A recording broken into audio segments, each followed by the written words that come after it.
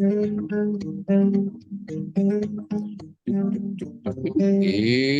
we go. My name's Todd. This is Cathy. Welcome back to another episode of Zen Parenting Radio. This is podcast number 721. Why listen to Zen Parenting Radio? Because you'll feel outstanding. And always remember our motto, which is the best predictor of a child's well-being is, in fact, a parent's self-understanding.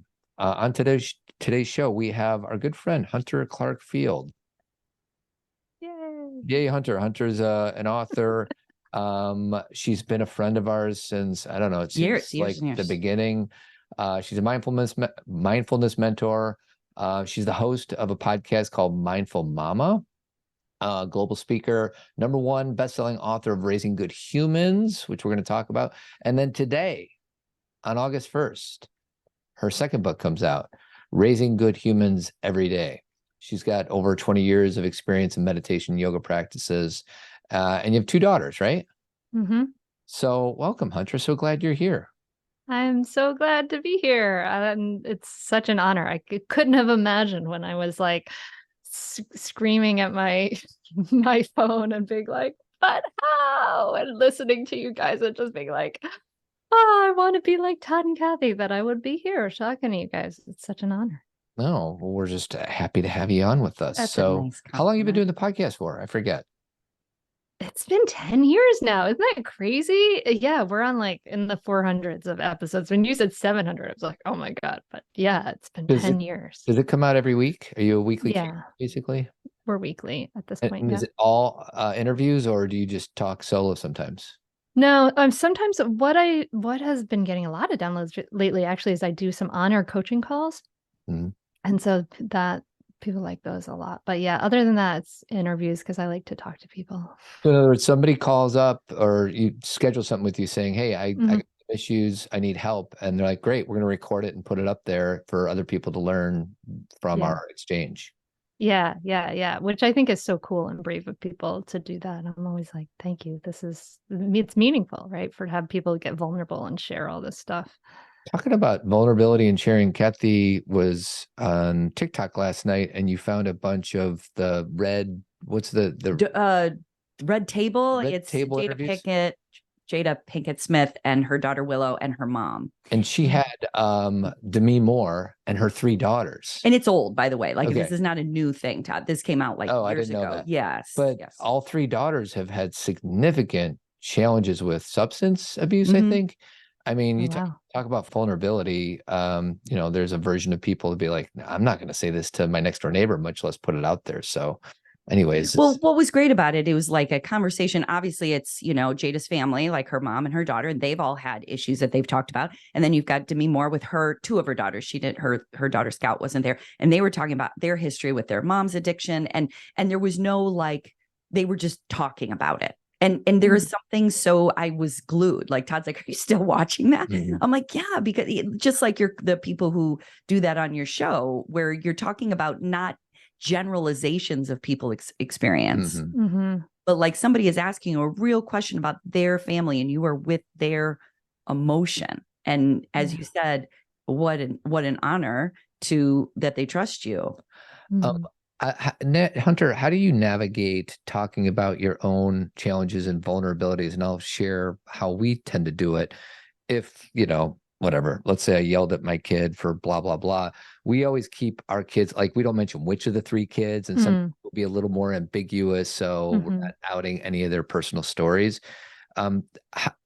Is that something that you subscribe to on your podcast sometimes, where you're willing to kind of share something a little messy about yourself? Oh, yeah, definitely. I'm cognizant of trying to keep sort of the personal stories their own. But yeah, at the same time, it's interesting because when you have things like maybe with your own parents or with your kids, it's also your story too, right? My story of me losing my temper is also my story of me losing my temper. And I may not go into the details of the nudgy, annoying things that my kid was doing because she was hangry to provoke it in me, right? But yeah, it is there. So yeah, sometimes I'll say I have a daughter. Since I only have 2 daughters, it might be easier to distinguish between them, I guess, because one is the older and one is the younger daughter. But I guess I feel comfortable talking about them when they were little. And I just say, my daughter, when she was this age, and it's who knows which daughter it was and who cares anyway, because they were 2 years old, and then, nowadays, I don't know, nowadays, like there's frankly, I mean, there's different challenges, but they're not the same parenting challenges that there were. And I think they're because I was able to like kind of turn around this ship that was going in a bad direction when they were young. And so actually some ways like everyday interactions and things like that, which are like intensely challenging when they're like, a lot of things have gotten easier and easier as time goes on rather than escalating. I mean, there are a whole host of other challenges that come with living with humans in the world, right? But they're not necessarily parenting related as much. So I get to kind of avoid a lot of that disclosure, I guess. Well, you put in all that, Todd and I have always called it dividends, because there's a lot of this hard work up front where you're doing all this. And I know because I've read your book and I've known you for so long and, listened to your show, you do all this hard work on yourself, and you're willing to look at all these things, and you're willing to do something differently with your girls, and you're willing to just have a completely different perspective on how I want to do this, and what that does, to your point, I'm just reiterating, is then later on, you cleaned up a lot, you know what I mean? And not you personally, but all of us, you're cleaning up a lot of things that then you can have easier conversations. Things are already on the table. The girls know that they can trust you. They don't feel judged. They know that you have humility. There's all these things that are already out there. And how old are your girls now? 16 and 13. Yeah. So you're right in it. So we're not, JC is, she's 20, Cameron's 18, and Skylar's 15. So we're kind of, overlapping each other. And how have you liked having teenagers? I love that question because I love having teenagers. I mean, honestly, I think it's great. And I do see like, it was like all this like effort, so much effort when they were younger, so much effort. And you could see it pay off, it's just so much easier to talk to them. I like hanging with them. They're fun to hang out with. They want to hang out with me. They tell me stuff mostly, and, my one daughter is 13 now, and like 13 has its issues. Like 13 is like, there is separation at 13. And I'm just like, wow, I see that 13ness in you today, and I don't take it personally. I don't know. I maybe in a way I would have before, but yeah, I love having teenagers. People are like, oh, you have teenage girls, the whole eye roll thing. And no, it's great. Like, I think that is something that you can aspire to like, make your relationships positive and good and open and authentic, and be real with your kids and all of those things. And then they just don't have like when I was 13, when I was 14, it was a mess, right? Like there was so much pushback. There was like, there was running into the arms of not very helpful peers in like bad situations, right? And like escaping my family. And there were repercussions from that for years and years and years. But yeah, I really think that shift towards away from I'm a parent that has to control this child and I have to make them do these things, and I, not having boundaries, but that shift from authoritarian control to like, I'm in a relationship with a human, and when I'm, the definition of discipline is to teach, right? If we can move into that place of like, what do you need to learn in this situation? If we can look at conflicts, and instead of saying who's right and who's wrong, who's going to win and who's going to lose, if we can say, what do you need in this situation? What do I need in this situation? How can we figure it out, right? If we can make those shifts, and especially if we can make them when they're young, it's really great, but we can make them at any time. And it just is like that shift to like a relationship with a human. And then, who said it? I quote a friend of yours, because I know that who wrote, and I forgot her name. She wrote the Soul to Soul, right? Like that whole idea, soul to. Yeah. Who would say her name again? Annie Burnside. I know. I wanted to shout her out. Annie Burnside. And she soul to soul versus roll to roll. Like that's so key, right? Like I'm a human with you, another human, and it's our relationship. And then it can grow and get easier over time. I feel like sometimes, and I don't know how to say this without it's coming out bad, but like our teenage daughters, most of the time, like us. And I know that there's a lot of parents out there that listen to this podcast, like, my kid hates me.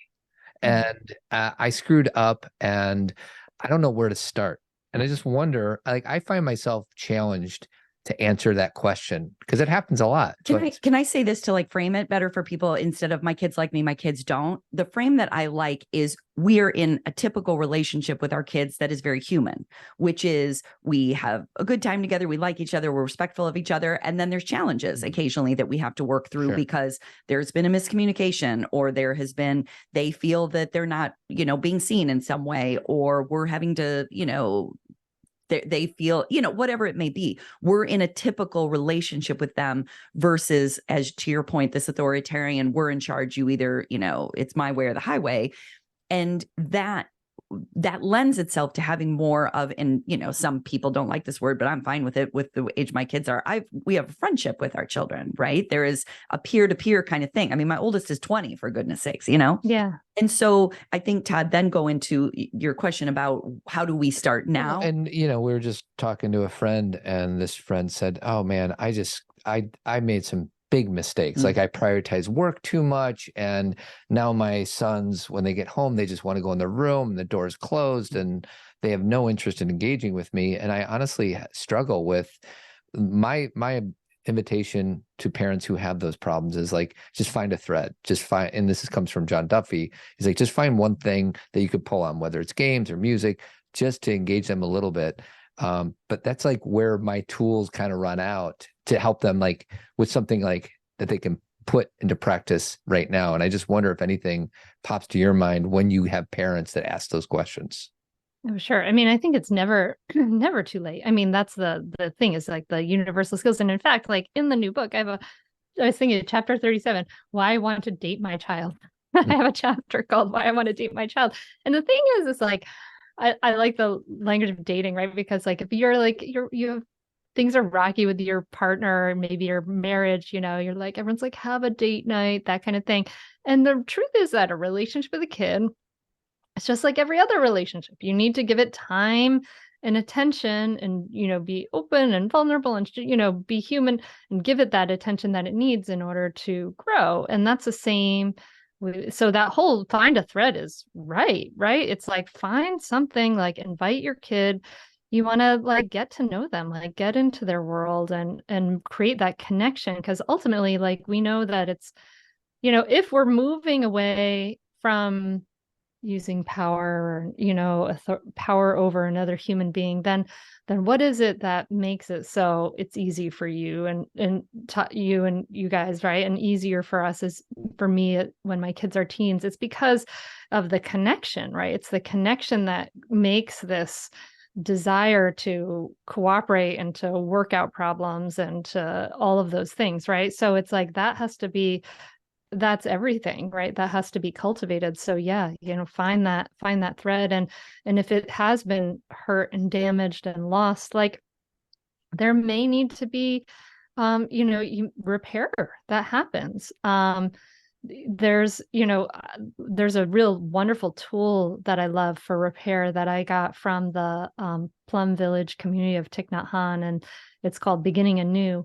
And I love this tool because it could be like a letter, it could be a conversation, it could be an email or whatever it is. But this idea of like, we have to just be open and vulnerable and say to our kids, like that friend of yours, may need to say they were going to do a Beginning Anew letter. They might say to their kids, like, hey, these are all the things I appreciate about you.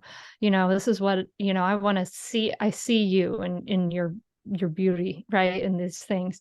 And then in the second part, they would share their own regrets and say, hey, this is what I regret. Like, I've worked too much. I miss this. I really regret this. Like, be human and open and vulnerable. And then in the third part, then you might have a chance to talk about any hurts and difficulties that they may have currently in the relationship in a way that's not accusatory. But I love this tool because, like, when you tell someone, this is what I appreciate about you, they're like, oh, you're not just coming to me with a problem and complaining, like you're seeing all of me. And then B, when you tell them share your own regrets and vulnerabilities, they're like, oh, you're being human. Okay, I'll listen to you. And then it opens up the door for this. Then we can talk about whatever difficulties we have in front of us. But I don't think it's ever too late. I taught mindful parenting to a in-person group, low-income group in my area. And there's a grandmother there, and she was like there because she was watching our 6-year-old grandson. But at the end of the whole thing, she's like, things with her grandson are better, great. But she was like in tears. She was so moved. And she said to me how she healed her relationship with her adult daughter using these tools. And I think that's true. Like that can happen. And it gives me goosebumps thinking about it still, because it's like, yeah, it's never too late. Why would you ever say, oh, okay, well, forget it, I give up, Right. I'm like, I'm giving up on this. No, there's never too late to turn it around. Well, and what you just said is what I love about having these discussions about relationships with our partner or our kids is that they're universal. There's nothing that we talk about that is like just for children. I mean, maybe some people can point out, certain things, but for the most part, the humility that you're talking about, the ability to own what is yours, the ability to recognize where you've harmed, where you've hurt, the decision to repair, all that is with everybody. And that's kind of the thing is I feel like there's a lot of people who view relationships or partnerships or, friendships at work or whatever in one way. And they're like, yeah, but I'm different as a parent. And that's always my first question. Why are you a different human with your kids? Like, why do they not know you? Why do they not know the music you like? Why do they not know that you like to dance? Or why do they not know that, that you used to be an artist? Or what are the things about, your life that you're not sharing? And what message did you get, that you're not supposed to? Do you find that with your clients and the people you talk to, that they don't share their true nature with their kids? Yeah, I mean, it's this feeling of like there's such a pressure that like I have to be perfect, right? Like I want to be perfect for these kids. I don't want to mess up my kids, right? And so this like we're all like, so many of us are in this like achievement mode. You get the grade, you get the GPA, whatever, you get the job, and then you get to parenting and you're like, okay, I have to win this. I don't want to mess up my kids and give them insecure attachment or avoidant attachment, like horror, and that's true. That's like real fear. So, but the thing is that just that achievement mode, it makes us so anxious, and then we can't like relax and be ourselves. And that's actually, sadly, paradoxically, that's exactly what our kids need, is us to relax and be ourselves and do the things that feed us, rather than just being a blank slate, or like Annie Burnside said, like just a role, right? Like that's exactly what our kids need from us is to be real and authentic and just chill a little. I have a really good example. One of our Team Zen members, I won't name her name because she may not want me to mention it, but she just wrote something either to you or to the team about how she always listens to her kids' music, right? And she doesn't listen to any of her own music. Oh, yeah. So we were just talking about this yesterday. Can you kind of quickly do an overview of that? I run this women's circle in Team Zen, and we were talking about, the aspects of ourselves that we need as moms. It's very layered conversation. But one of the things is she realized that when it came to music, that when they were little in the car, it was always their music. Understandable. These are not crazy things, but that she kind of continued that and perpetuated that. And now they're older. And she realizes that she hasn't shared with them her love of like pop music from the 80s and 90s. And they don't know that she loves that. And she feels like she left that behind. And the reason was because as she was listing her needs, she's like, what makes me happy is my music from my childhood. And so she's bringing that back into her life. And now she's kind of like, I wish my kids would have known that when I was younger. And I remember I felt similarly when my kids were little. Todd, do you remember that We Kid and Play? Oh my God. It had like 95 songs that lasted for like 60 seconds. Yeah. And we had that CD in the Toyota 4Runner. I know, it's like where you're like, we listen to it over and over and over again. And I used to say to Todd, someday we will listen to this and be so sad because our kids will be older. And so I don't even know if we still have that. But I remember then, back then we had the capability to burn CDs. I'm aging myself here, but I would make a CD with some We Kid and Play, and then I would put in a Backstreet Boys song and then something else, put in a Smashing Pumpkins song. And we did that for sanity. It wasn't like, I want you to know my music, but it's like, I wanted the kids, give us a little moment, something, give us. So, just going back to that, like I guess what I'm handing back to you is we can give parents permission to bring themselves and their joys to their parenting. They don't have to accommodate their kids' interests 24/7. They can accommodate theirs too. Yes, definitely. I mean, and that makes such a big difference, like as far as like you just being a relaxed, human being, right? Like our kids don't need it's great, like good, go to the music class. I remember we did, music together. That was like our whole thing. And then, go to the different things, but like we fill up the days. Like that's another big thing is like, because of this anxiety of like wanting to do it right, like we fill up the days with like this class and this class and this class. And then we're going to Disney and then we're doing this and the big blowout things. And like, that's wonderful, but that's actually not what your kids need most. Like because then your brain, to kind of go to that mindfulness piece, right? Like your brain is always like, what's the next thing and the next thing, and I'm planning and I'm looking at the schedule and next week and I'm doing all these like logistics constantly of like meals and clothes and out the door and to the next place and time pressure and all these things. And really, our kids need some space. If that's stressing you out, that is definitely stressing your kids out. Like, because the pace of childhood is slower. Yeah. And they need some space to be kids, like especially little kids, like elementary and below. Like you need that time to just play. And then from mom or dad, like, you don't necessarily need, you do need them to some degree to be the person who gets you from place to place, of course.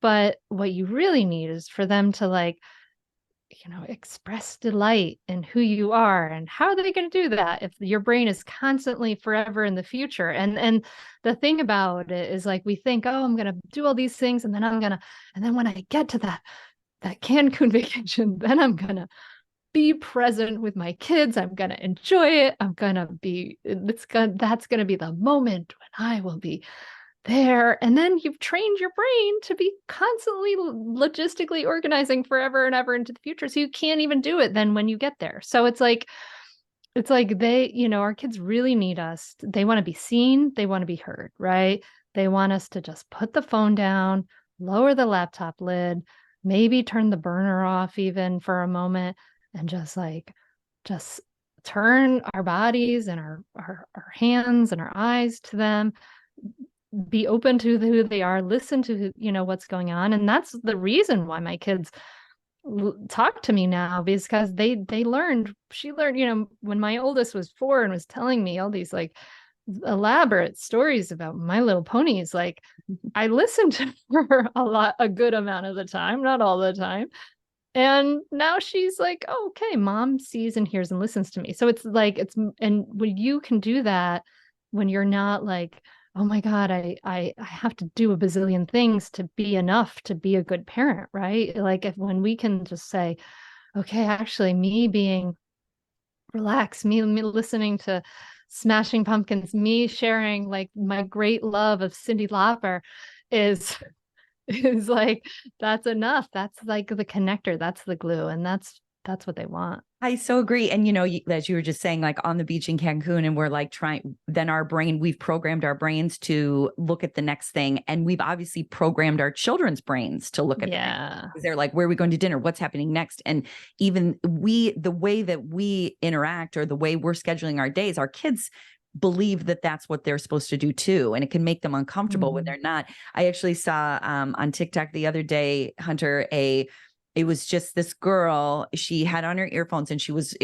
like a voiceover, and she was walking around her house getting water. And the voiceover was saying, my dad is watching TV right here, and he just said hi. And my mom is in the other room. My brother's upstairs. And she's like, and people are home and they're around.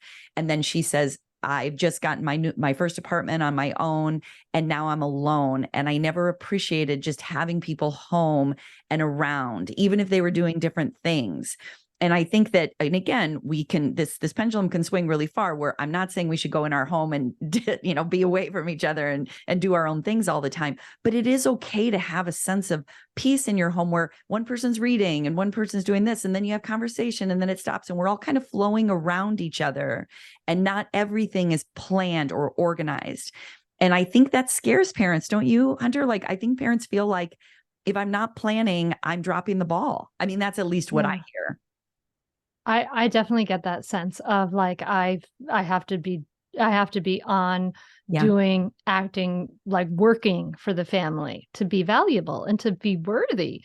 And that's the thing that's heartbreaking, is like, then you don't realize that you're teaching your kids that, right? You're teaching your kids that that's what they have to do, like to that they're not going to be good enough unless they're proactively doing all these things or accumulating stuff and experiences and things. One of the best things my mom ever did was, I grew up in like a lower middle class family. Like, my dad had his own small sign business and mom's a nurse, but mom, she did horseback riding lessons for herself because she liked it. And that's not like a lower middle class activity. It's kind of expensive, but there was no question. She just, like, I remember just hanging around these barns, like holding giant carrots and like watching horses, because mom was like, I'm going to do this for me, and this is what I want to do. And there was no discussion about it, no, hand wringing or anything. And we never talked about it, but it's only like, oh yeah, like this was her value of taking care of herself and doing something that she loved just for her was just a norm in my household. And I'm realizing that really wasn't the norm for so many people.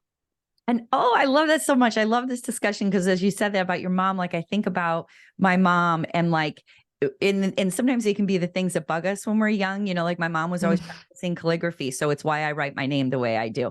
She loved yoga way before it was a thing. And she loved health food stores and chiropractors and all these things that I would be like, and now it's such a part of who I am. And I am, my dad had plenty of things too, like things about cars that I understand, and things about, movies that I love because of him. And I think that this conversation is important. Like, it's the reason I listen. I was just telling Todd yesterday, I listen to yacht rock all the time. I have like, in my car, I have yacht rock programmed in, and right next to it, hair bands. Like, I go back and forth between these channels. And yacht rock is my parents. It was a time when I was young, and I knew my parents were listening to these songs. I didn't necessarily love them, but now they're very soothing. And the reason I'm saying this is it's not about me personally. This is about sharing your life with your kids. Gives your kids something of you, because now my parents have both died. Like, they're not here. And I listen to rock all the time, because then they're here, So it's like, it's not always about death, but it's about having that relationship that continues on. And if you didn't know who your parents were, if you didn't know their interests or their loves. I think the deal is, when our kids are born, we think we're supposed to be deities. Like, we are in charge of everything. Yeah. And then our kids figure out we're just a bunch of suckers who decided to have babies who have no idea what the hell's going on. But there's usually a big story behind all those things too, like our relationship when we had them. There's so many things that they don't know. And I struggle with this right now. Like, there's still a part of me, not a big part, but a part of me that wants my kids to think I'm perfect. They know for certain that I'm not close to perfect, but I think the more that I am able to show them my imperfections, and it's scary, like, I want them to look up to me. Can I say this? Like, because you're talking about imperfections or just your joys that they may not agree with.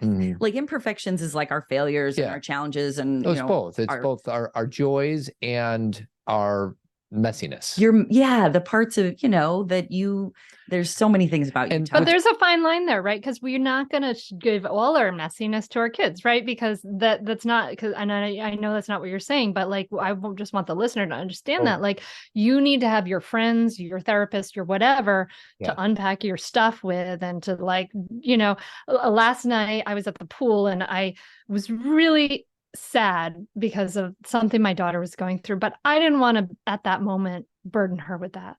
So I went to a friend and stood there while she inflated her kids' inflatable, whatever. And she gave me a hug and I had to cry. And so it's like, but you're right. Like, we want to show them we need to be human, but it's a middle path. It's not like, I'm just going to be all my messiness, and it's not going to be, I'm going to be perfect. It's like a weird middle.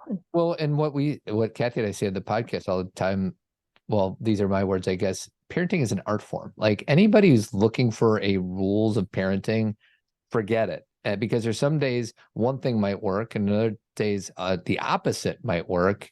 And I think it's the idea that there's no way to parent. The idea is just for me to tune in to see what I think needs to happen in this moment. And I'm going to screw up half the time. And when I do, hopefully I learn from it. So. And even playing, you were talking about Annie's book, soul to soul, roll to roll. And I'm all, I love the soul to soul. And that's where we want to put our energy. And that's where everything begins. That's the root.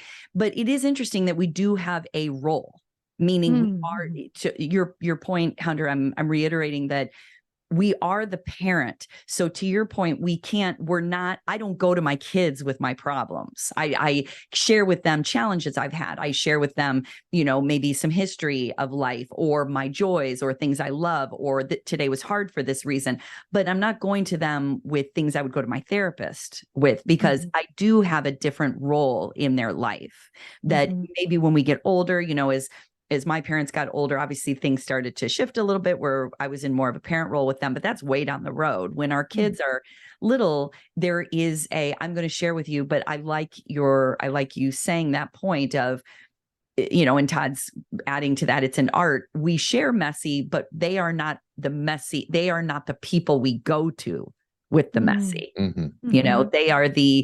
They're watching us live, but they don't, especially child developmentally appropriate, their stages, like they're not going to see everything. Maybe they have seen us cry, but maybe we're not going to cry every day, where they feel the burden of that. Yeah. I mean, that's the thing is like, so my oldest daughter is going through a health challenge, and she's in a lot of pain. And so she had gotten some hiking poles to help her walk when her feet and legs hurt. And it's hard for me to see it. Yeah. And that's what made me really sad yesterday. And so I cried to my friend, and then I walked home and I played with the dog, and everybody was still at the pool. And I walked home, I played with the dog. I sat outside in the garden for a while, and it was good.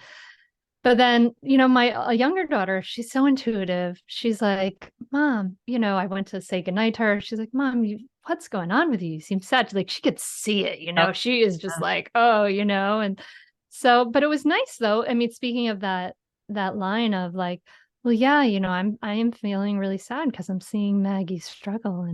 And she's like, and for her, that was a moment where she was like, yeah, it's really hard for me to see her struggle too. And I'm worried about camp next week and blah, blah, blah. And it was this moment of opening, but it was, and there is that place where you need to have space for yourself, right? Like we need to I had to recognize in that moment, like this is hard right now. I need to like take some space away from the pool and the raft night.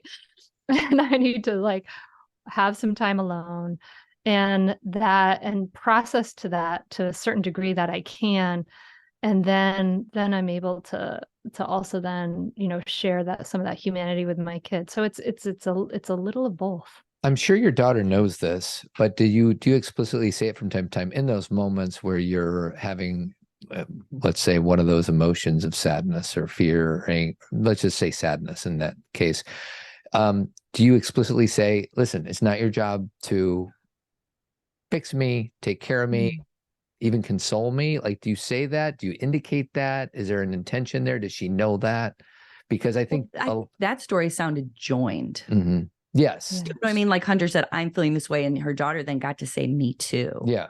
So in that situation, I know what you're saying, Todd. Yeah, there's other times when we are having a really crappy day, and then we share that crappy day with our kids. And even if I don't want my kids to think that they take it upon themselves to do it. And I think that's an important kind of distinction that we want to make, right?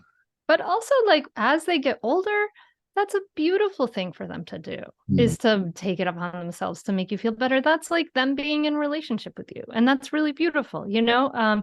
And yes, I have said that, like, you know, yeah, I'm feeling sad today. Like, no, you know, it's honey, thank you so much. It's not your, you know, it's not your fault. It's not anything you did. It's just, this is what, it's not your job to have to make me feel better. And I think it's important to say those words explicitly, but then you're right. Like you're talking about this transition, like right from young, where we're protecting that bubble of young and innocentness. Right. And they're going to see us be real, because like, that's life. Right.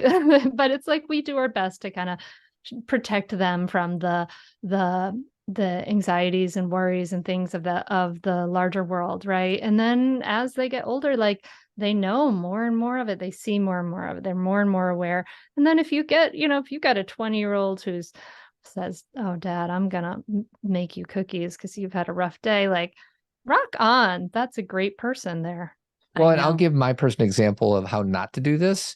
Trying not to throw my dad under the bus. Every morning I would get up in the morning, go to the grocery store, get him a Long John, the newspaper before I went to school.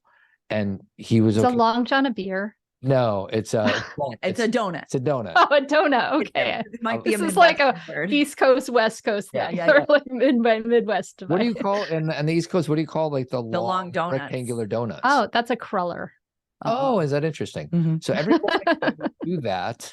Not every morning, but many mornings, because I wanted to take care of my dad. And my dad had every ability to go to the grocery store himself. But at the time, he was in a bad place, and he was okay with being taken care of by his 10-year-old son. And I'm sharing that story for the parents out there, that I just want them to know the distinction, because I'm still trying to unwind some of that crap. I was going to say, and that was a continuous, there was a power, there was a shift there where it was like, you take care of me versus, and this is why it's an art, because this is why these conversations, and I appreciate, your books, Hunter, and, your new one, you put these things in essay form and kind of like talk through a specific situation, because there are no hard and fast rules. Like we can sit here and say, don't dump on your kids, don't dump on your kids. But then is dumping sharing how you feel and then having them agree with you, and then you have some common bond and you realize each other's humanity?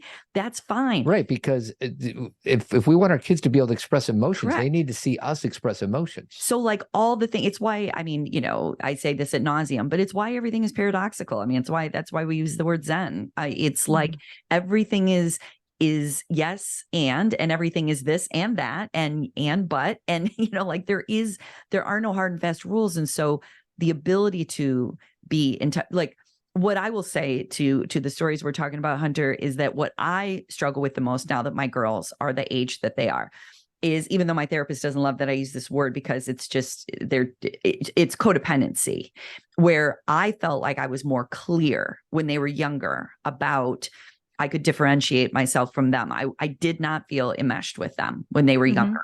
Whereas now that they're older, the experiences they're having feel so similar to experiences that I'm having. And I'm like feeling them so intensely that there is like, I'm not okay until they're okay. And you just sharing your daughter's health challenge, I know, I just had something go through my body when you said that, because I know that feeling of like, even though all of our experiences are personal and different, of like, we wake up and those are our thoughts, is them.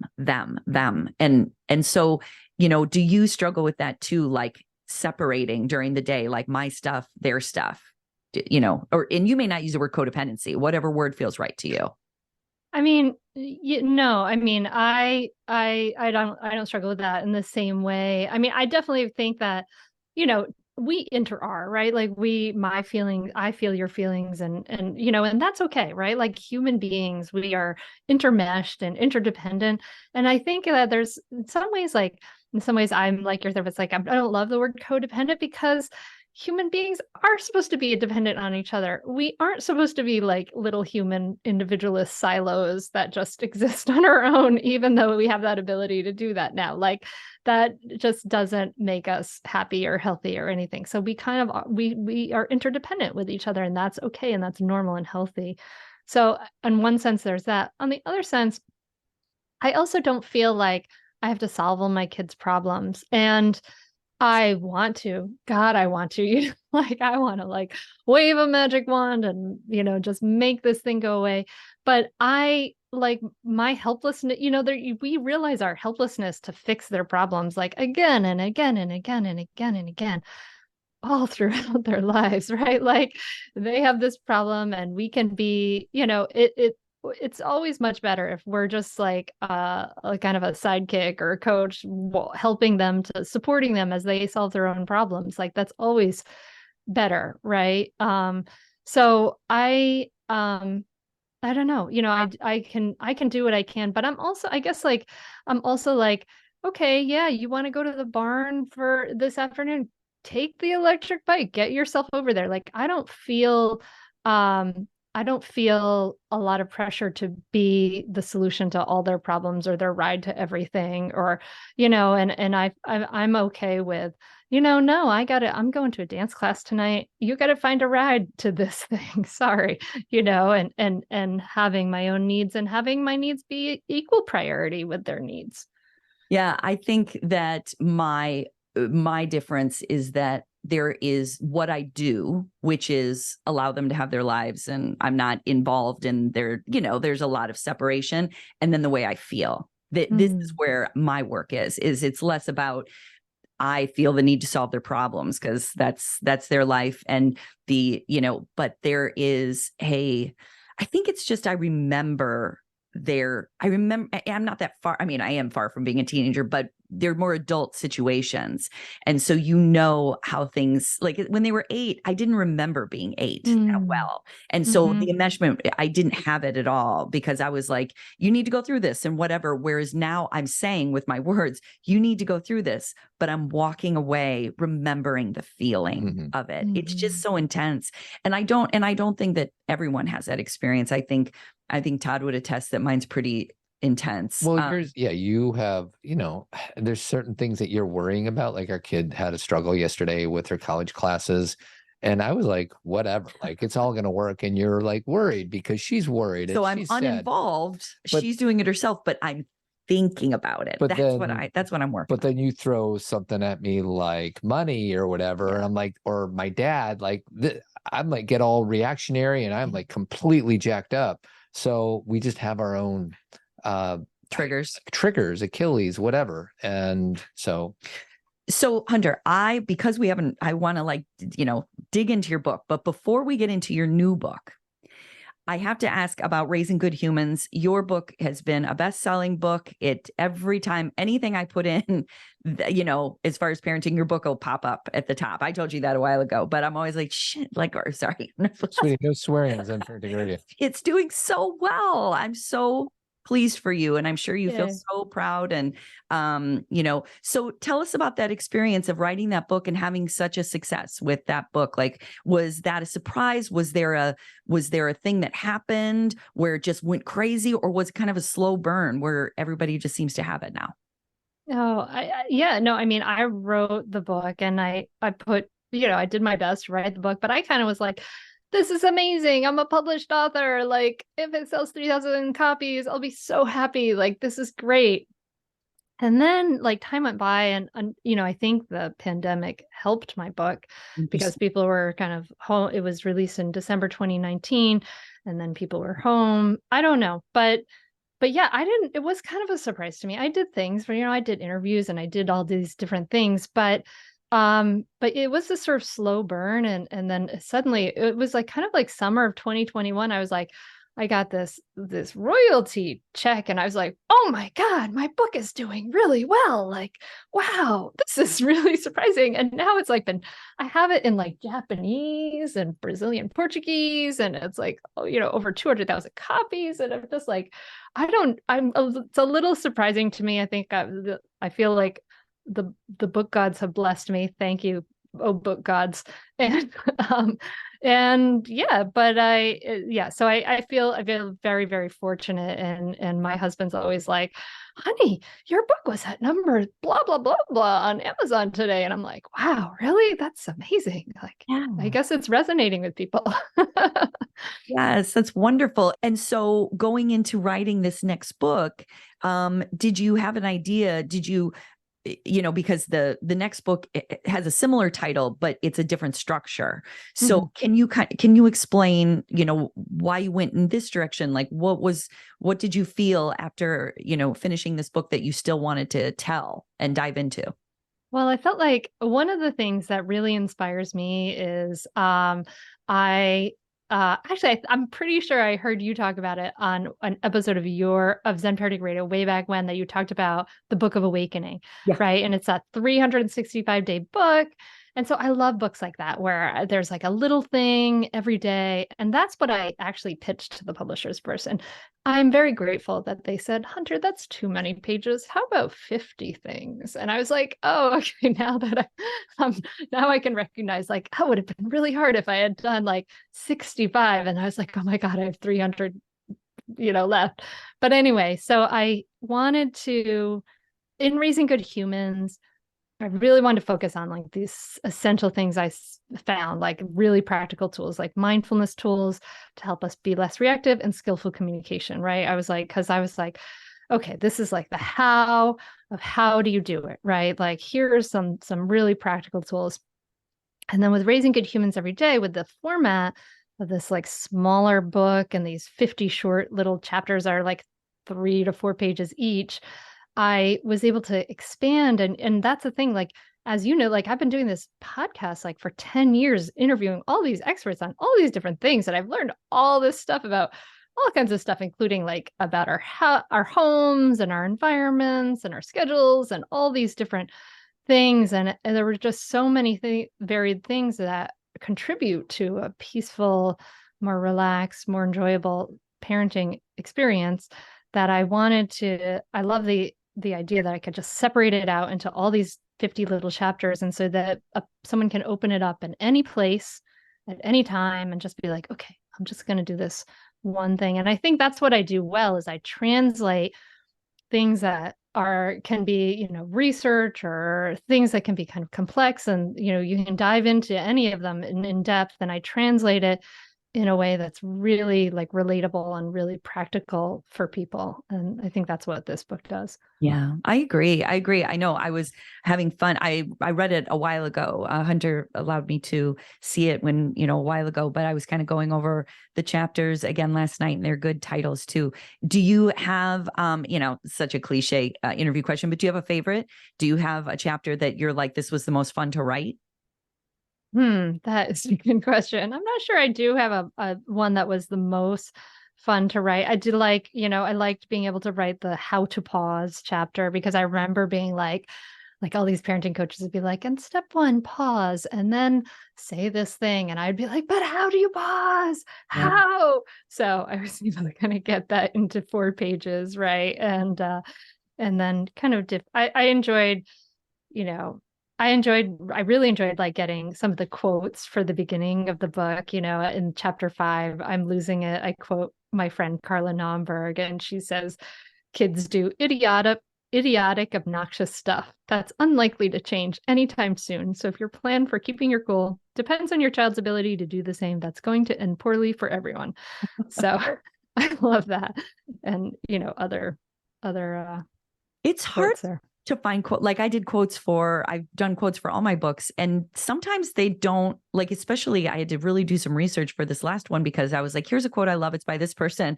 And then my editor would be like, no, it's not. It's by you got this from the wrong place, or this wasn't actually said this way. Quotes are really interesting. They're not really what we think they are. Did you struggle with that sometimes? Yeah. Finding the like right attribution, because that you would be like, oh, and then you'd find like some web page that's like, this has been attributed wrong by everybody. And I was like, oh no, I think I attributed it wrong in something. Now let me find it, the right thing. So yeah, that was a challenge. I know it was a funny experience that I was spending just as much time on quotes as I was writing. So Hunter, what's next for you? Obviously this book, I'm not trying to like jump to like the next book that you're going to write, but what I mean is now that this book is coming out today, because this is coming out August 1st, what are your hopes for the book? Do you plan on doing a lot of speaking? What's coming up for you? Well, yeah, I mean, of course, I hope the book does well. It's so funny because now I have all these like expectations, right, that I didn't have the first time around. But yeah, I am doing some speaking. I'm going to be going out to Laramie, Wyoming, and outside of Detroit in a few weeks to do some talks and workshops there. And I got to go to Egypt earlier this year to do a talk, which is bananas, and it was so cool. I took my 13-year-old daughter, and we spent 4 days in Cairo. Like that's it. Like we were in and we were out, like maybe 3.5 days actually. And so, yeah, I want to do all those things. That we're actually coming out, the publisher I've written in, we're coming out with a Raising Good Humans guided journal at the first of the year. So that'll be out too. So it's a whole suite of things, which is so crazy to me, but yeah, and tonight it's August 1st, this coming out. We're having a book launch party in New York, and I get to give away books like Oprah and t-shirts, and so it'll be fun. I think the first time around they were like, nah, everything's digital. You don't do any parties. And this time we were like, we want to have a thing with in person. We're going to do an event. So we'll be toasting to Raising Good Humans every day tonight. That sounds lovely. Well, and we wish you the best of luck on this new book. And congratulations on all your success. I feel like we've kind of been going along together here for about 10 years, and it's good to know that you're out there teaching, trying to raise good humans, right? Anything we forgot to ask, or anything you want to do to promote yourself aside from the 2 books? Yeah, where Hunter? people can find you and everything. Well, as podcast listeners, you can go to the Mindful Mama podcast, and I'm doing I do a mindful parenting teacher training program. I'm teaching people to teach it. So that's all. You can find stuff like that all at mindfulmamamentor.com.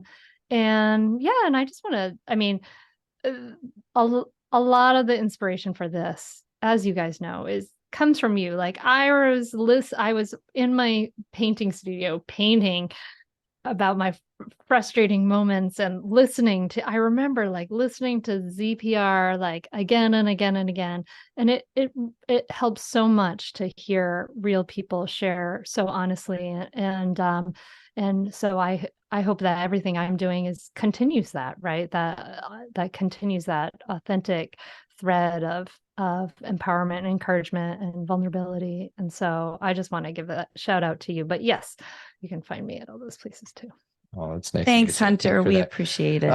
It's out today, everybody.